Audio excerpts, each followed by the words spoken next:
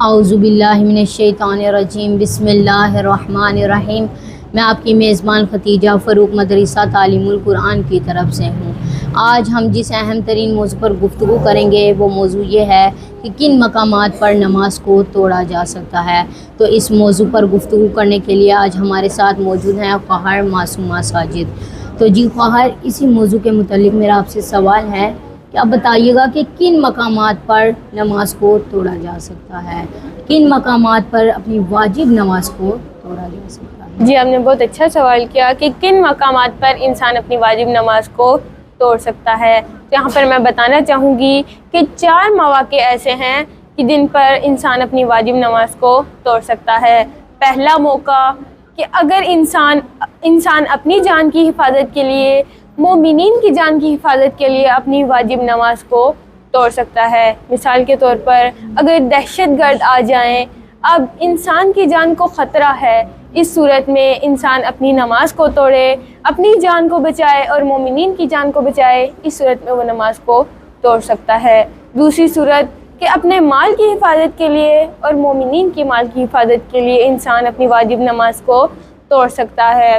جس طرح سے مثال کے طور پر ایک مسجد میں لوگ نماز پڑھ رہے ہوں اور اس جگہ پر چور آ جائے، اب اس صورت میں انسان کے لیے ہے کہ وہ اپنی نماز کو توڑے، اپنے مال کو بچائے اور مومنین کو مال کو بچائے۔ لیکن اب آپ کی نماز توڑنے کے لیے شرط یہ ہے کہ آپ کا مال ویلیویبل ہو، یہ نہیں کہ آپ 10 روپے کے لیے، 20 روپے کے لیے یا 50 روپے کے لیے اپنی نماز کو توڑ دیں۔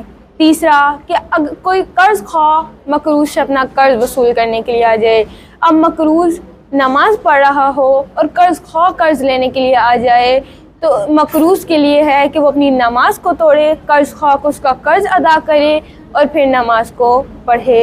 چوتھی صورت کہ مسجد نجس ہو یا وہ جگہ جس جگہ پر وہ نماز پڑھ رہا ہے وہ نجس ہو، اسے نماز کے دوران یاد آئے، معلوم ہو کہ یہ جگہ نجس ہے، تو وہ نماز کو توڑے، اس جگہ کو پاک کرے اور پھر نماز پڑھے۔ تو یہ 4 مواقع ایسے ہیں کہ جہاں انسان کو اپنی واجب نماز کو توڑنا چاہیے، لیکن اگر کوئی ان مقامات پر اپنی واجب نماز کو نہیں توڑتا تو اس کی نماز تو ٹھیک ہے لیکن وہ گناہ گار ہوگا۔